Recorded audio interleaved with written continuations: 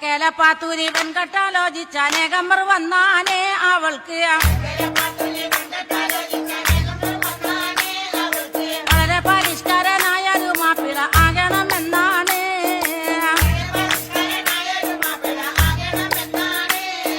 പഠിപ്പും പാടം